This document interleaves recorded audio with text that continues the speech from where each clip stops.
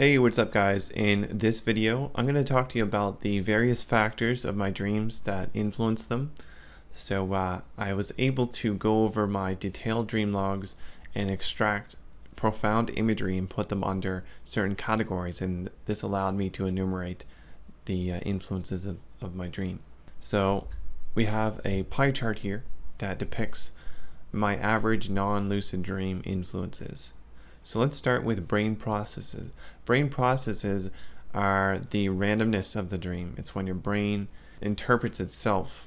So a theory goes that one part of the brain is trying to interpret electrical discharges coming from another part of the brain, and this is how all the random images in your dreams are generated.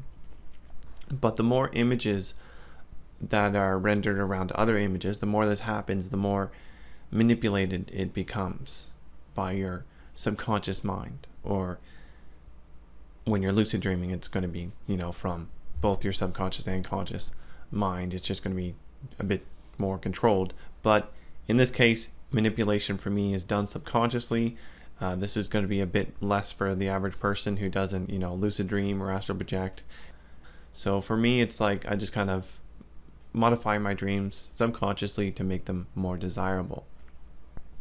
And the next thing is issues. So issues is like psychological problems and stuff like that, like claustrophobia or some conflicts that you've had with people that stick with you. These will manifest in your dream. They typically make the dream more disturbing, and sometimes they just kind of spice it up, but for the most part it's pretty negative.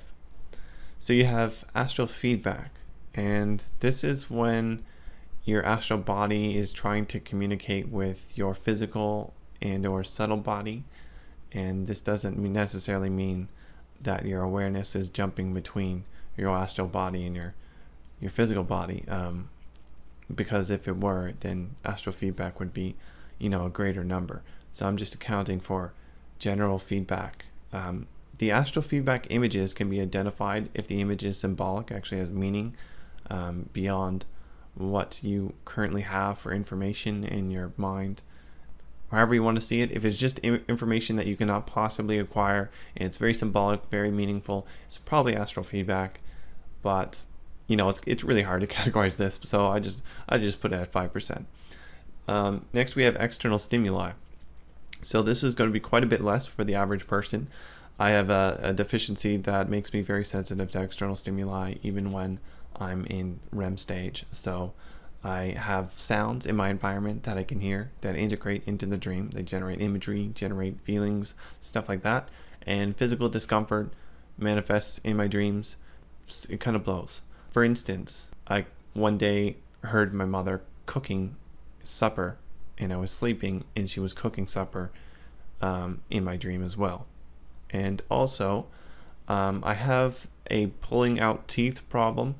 I pull out my teeth in my dreams. A lot of people see this as, sexual repression, or what is the other one? You don't have control over your life or something. These are just interpretations of this aspect of the dream, just things that you'll find on random web pages and stuff that don't have any kind of reasoning or anything like that. I can tell you right now that if you're pulling out your teeth, it's probably because you're detecting tension in your mouth. There's something wrong with your gums or something like that. I solved this problem by flossing my teeth more often and by removing tension in my jaw by, aggressively opening and closing my jaw. Once you remove tension in your mouth, then you will no longer be pulling your teeth out in your dreams in an attempt to remove this tension. That makes so much more sense than the other interpretations. Because I've had like 6 teeth pulled, and I still have a squished tooth on my lower right jaw part of my mouth, and this is typically the area where I'm pulling teeth out in my dream. And if you want to properly assess why you're pulling your teeth out or anything like that in your dreams, you have to do it in a semi-lucid dream. If you do it in a lucid dream, you have too much control and you're not going to be doing these things. And if you try to do it in a non-lucid dream, you're not going to remember what you're doing. You're not going to be able to consciously assess what's going on. So it's got to be kind of semi-lucid, and you can properly interpret what's going on with these weird things that happen in your dream. Anyways, enough with that rant. So here is the average lucid dream for me. So you can see that manipulation is much greater than brain processes, and I don't know if anything else has changed. External stimuli has changed, it's been up a bit. That's not supposed to happen, but yeah, you get the point. Manipulation is going to be much greater than brain processes in a lucid dream, and it's going to be done much more consciously. And that's it for this video. I hope you learned something. See you later.